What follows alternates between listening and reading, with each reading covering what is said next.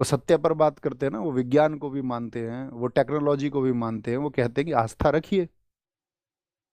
तो वो लोगों को गाइड करते हैं। तो अनिरुद्धाचार्य महाराज जब उनके पास में गए तो उन्होंने स्पेशली गाइड किया था उनको कि जिस बात को तुम नहीं जानते उसका उत्तर नहीं देना। अब कुछ लोग मेरे पास क्लिप भेज रहे हैं, कह रहे भैया आपने बात नहीं सुनी। अरे भैया मैंने पूरी बात सुनी है, तुमने पूरी बात नहीं सुनी। पहली बार में उन्होंने जवाब दिया था। पहली बार में जवाब क्या दिया था? पहली बार में जवाब दिया था उन्होंने वासुदेव। जब दोबारा सवाल पूछा गया तो नाम बदल दिया कन्हैया, और फिर गलती भी ना माने। बात धर्म की है ही नहीं।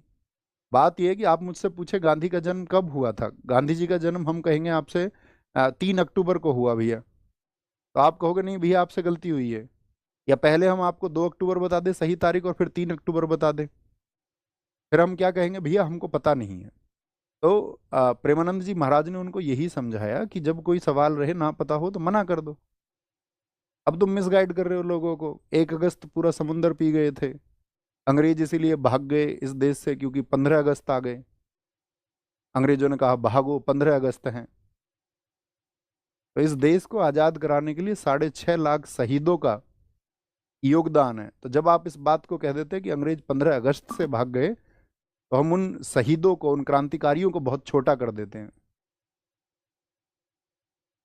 आप मुझे बता रहे हैं कि भैया ये तो संतों के पक्ष की बात नहीं है। संत समझते हो तुम किसको कहते हैं? संत उसको बोलते हैं इसका सत्य के साथ अंत हो जाए। प्रेमानंद महाराज सत्य की बात करने वाले व्यक्ति, हर किसी को आप संत बना लेंगे तो फिर कैसे बात बनेगी? आपके पास कोई पैमाना है क्या तय करने का? और फिर सबकी अपनी अभिव्यक्ति है। ऐसा मत करिए ना जैसा प्रदेश में किया जा रहा है। एक टीचर को गिरफ्तार कर लिया गया, पहले तो अभिव्यक्ति थी सबके पास में।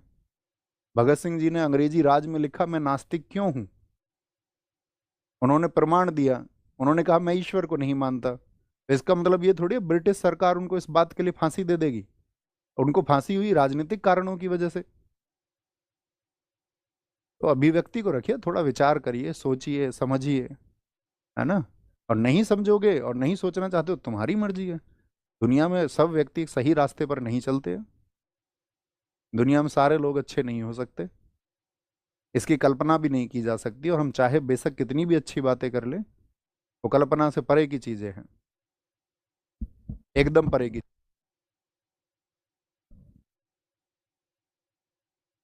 दयानंद सरस्वती जी जब सनातन का प्रचार कर रहे थे, आप जानते हो उन्होंने क्या प्रयास किए हैं इस देश में सनातन व्यवस्था को बहुत जबरदस्त करने के लिए? उन्होंने कहा था कि आपको झूठे चमत्कारों पर प्रहार करना होगा, झूठे चमत्कारों पर, तब आप एक देश बनाएंगे। अगर आप पॉलिटिशियंस के चक्कर में आकर के ये सोचने लगे ना कि नहीं सिर्फ देश जो है एक धर्म का होगा, तो मेरे दोस्त ये मूल्य गलत हैं।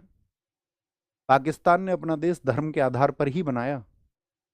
क्या पाकिस्तान के लोगों को खुशहाली मिली एक धर्म को केंद्रित कर करके बाकी धर्मों को नीचा करके? क्या मिला? अब सत्य की बात करने को तैयार नहीं है। अब बोलेंगे भैया हमको तो इंजेक्टिव उस तरह से किया गया है।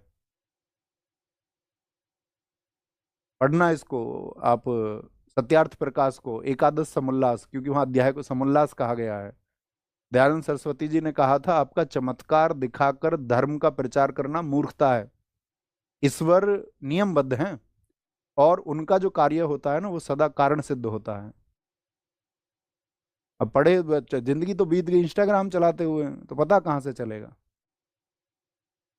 अच्छे लोगों को फॉलो करिए, अच्छे लोगों को सुनिए, और जब कोई व्यक्ति सही बात नहीं करता तो थोड़ा विरोध करना सीखिए।